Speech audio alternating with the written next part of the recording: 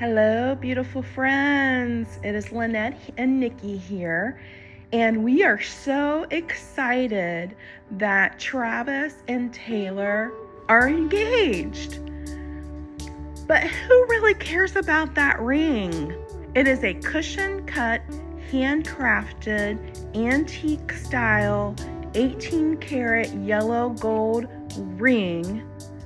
But who cares? Let's talk about these gorgeous, gorgeous flowers. I have gained so much inspiration by these gorgeous flowers. And if you ever wanted to make something like this, for sure on a smaller scale, I feel like these are the flowers that could have possibly been used.